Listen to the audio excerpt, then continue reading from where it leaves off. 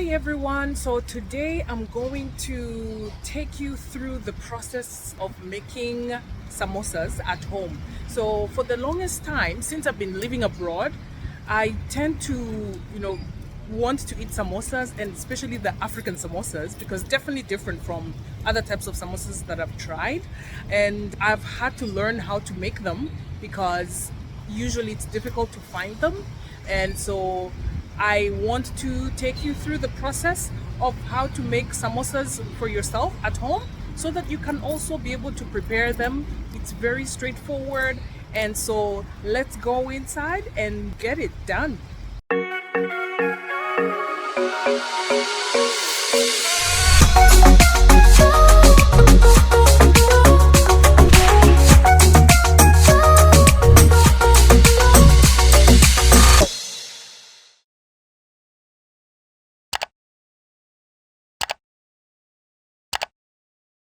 Yeah, so when I lived in New Hampshire, we used to make samosas, and there's some meetups we used to have with people from around the world, and they really enjoyed it. So last week I got a call from one of the friends saying, how do I make those samosas that you used to make? So I thought it would be best to create a video version of the instructions. That way, even for yourself, wherever you are, you can try it at home. So for today, I'm using ground beef. This is a half a kilo of ground beef. It was frozen. I removed it from the freezer, and so it's been thawing outside. Because we're in Singapore and many of my friends have diet restrictions here because of religious or cultural reasons, I usually have to be mindful of what I'm using. So there are people who don't eat beef and are others who don't eat pork. So usually, depending on who I'm going to serve, who's going to partake of it, I have to keep in mind what I use. But for the purpose of today, I'm using ground beef. So it's raw. So I usually start by boiling it and cooking it on the stove, and that's the first step. So we'll go ahead and do that, and then everything else we'll do it later.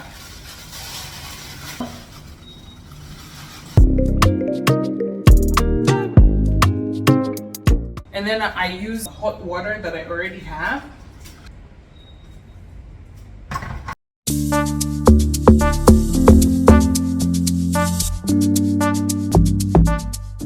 So I will let the meat boil and cook properly because we want to use cooked meat. So usually it takes a couple minutes, probably 15 minutes. And then here I'm gonna put some salt for taste. And for salt, I usually gauge. For half a kilo, I just put like a half a spoon of salt. And then I will let it come to a boil and cook, and then we'll be right back. Okay, so while the meat is cooking, as you can see here, it's slowly coming to a boil. So while this is happening, I am going to start preparing the next set of stuff. So I do have other things that I like to add. I love to include onions, and then we also do include celery and coriander because that gives it a very nice flavor to it. So while the meat is cooking, I'm going to chop these up and prepare them. So let's get going.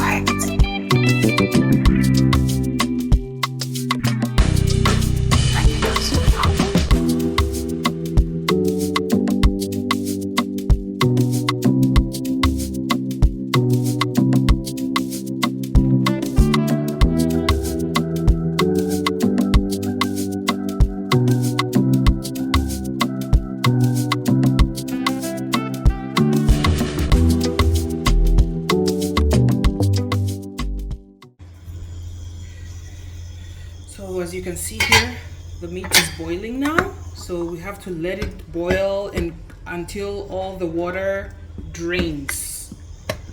So it will take a while, but yeah, it's important that the meat cooks properly before we use it. So that's what we have here. So we'll have to let it continue to simmer and boil, and then once it's ready, we will go to the next step. Okay, so the meat has actually been boiling and now it's about done. So let me show you how it looks like. As you can see here, wow, it's nicely cooked. It's just boiled meat, and as you can see, it's dry all the way to the bottom. It's all the way properly dry. So the next thing is we're going to let it cool off. So as you can see, it's still very hot. So I'm going to move it to the side here, and I'm gonna just let it cool off. Usually I leave the lid off so that it can cool faster. So, and that's what we're gonna do. But yeah, so I'm just mixing it up just to help it cool off much faster. And so after that, we'll come back and we'll be able to add the rest of the ingredients. All right, so there you have it. So let's wait for it to cool off and then we'll be right back. All right, so now the meat has cooled off. So what we're going to do, as you can see here, we've got the meat. It's very nice and cooled off. So what I'm gonna do now, I'm going to add the rest of the ingredients, which are the raw onions. So we'll have the onions right here. And so we're going to add them in raw. And then we're also going to add in the raw parsley.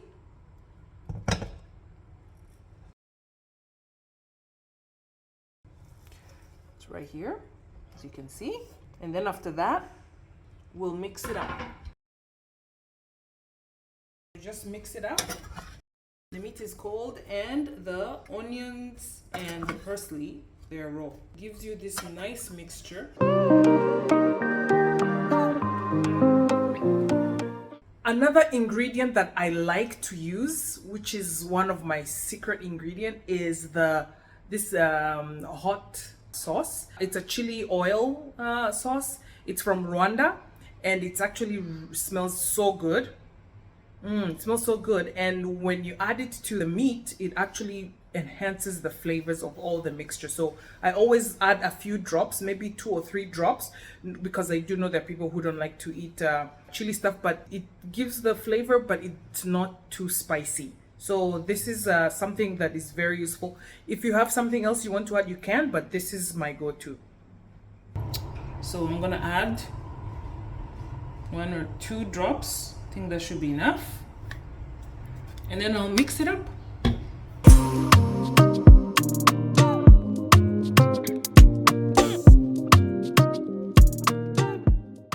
Okay, so now we're getting ready to wrap the samosas. So as you recall, we do have some meat that we prepared, and we have, mixed in the onions and the coriander. These are still raw, whereas the meat is cooked.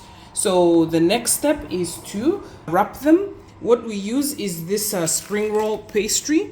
You'll find them in many supermarkets in the freezer section, and I usually use this size. They usually have different sizes, but all of them should work, but this is the one that I use that has 50 sheets. It's 190 millimeters by 190, so it's a square essentially.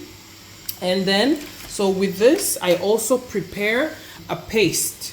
In this paste, I use water and plain flour just to prepare paste to close the samosa. So, and I like to have it with this consistency so that I can work with it. So that is that part. So how do we then get to make a samosa? Okay, so when making a samosa, so you can see I've opened the spring rolls. I have it thawed, so you can see here that I'm able to open it up. So I take 1 piece. It's a very small piece here. And when I take the piece, it's very thin as such. So there's different styles to do it, but this is how I do it. I essentially take it as almost like creating an envelope. So what I do, I take this square, I make it into a half, so it turns into a rectangle like this. And then if you want, you can essentially have this thing of looking from the right side. You take this corner here, you connect it to the bottom, so you create this triangular shape, and then you overlap it and take the other corner and connect to this side. So all of a sudden I have a smaller square, and you can see here that it has all the openings. So I then take my paste and I apply it to the samosa on this one side, or the wrap, and then I close it, so it gives me this triangle this way. And then what I do, I come here on these openings and I count 3 slots to find an opening. And the reason I do 3 is because I like to not be in the middle. So when I all the folding create about 8 flips, but because I don't want to put it in the middle like 4 and 4 on each side so that it doesn't come through at the end here, what I do, I just do 3 and 5. So I count to 3 slots here, so I have 1, 2, 3 here, and then the rest will be on this side.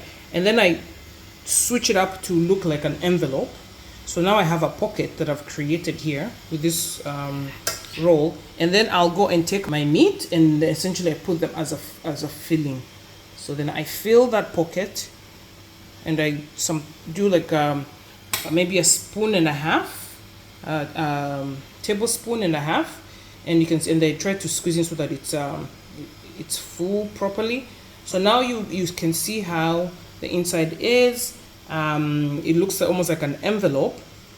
And then the last step is to use the paste to close it up. So then again I apply at the top to make sure that this will stick together and not open, and I close it down and ensure that the corners are also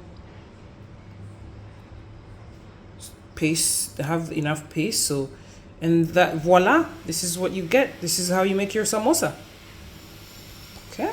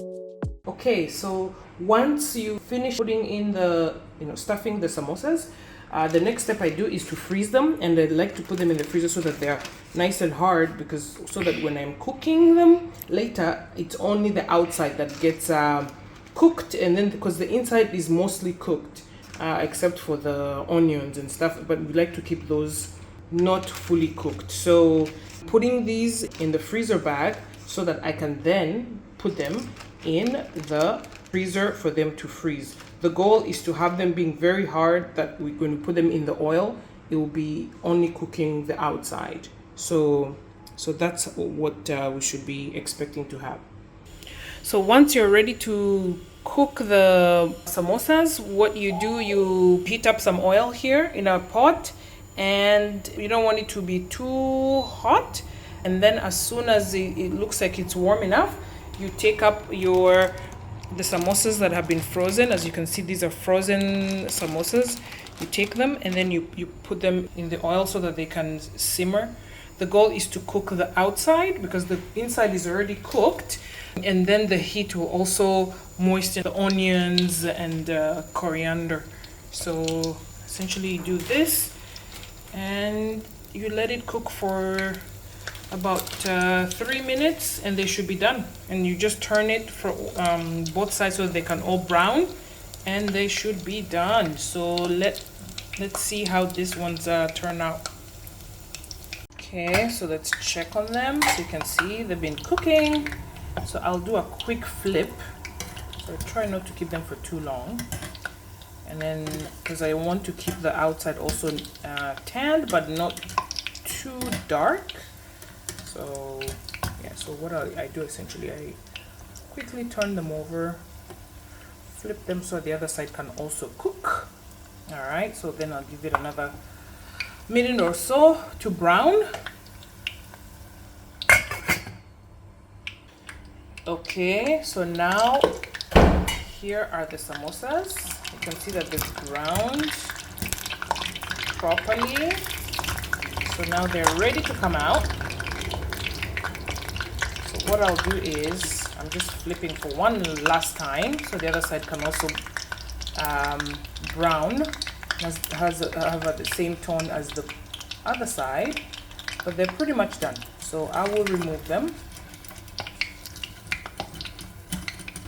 And I usually place them on a plate that has paper towel so that the oil can drip and so that it doesn't stay too oily. And that's pretty much it. So you've got your samosas and you can just give them a few minutes to cool off and you should be able to try them either on their own or with a dip. But yeah, this is the samosas cooked. Okay, so I've got the samosa here, as you can tell. You know, I'm just like very hot off from the oil, but I can also show you that my fingers, they're not oily, even though I just cooked it in oil. You know, I'm just holding it without anything.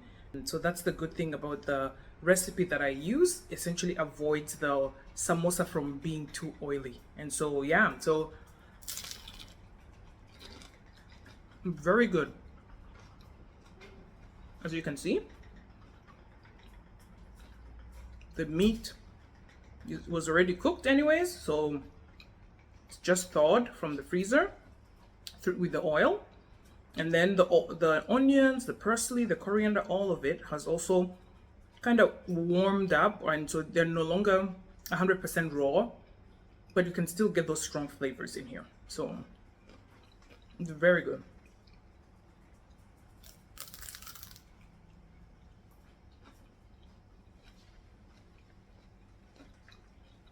Okay, so yeah, so that's the samosas for you. So it's a samosa.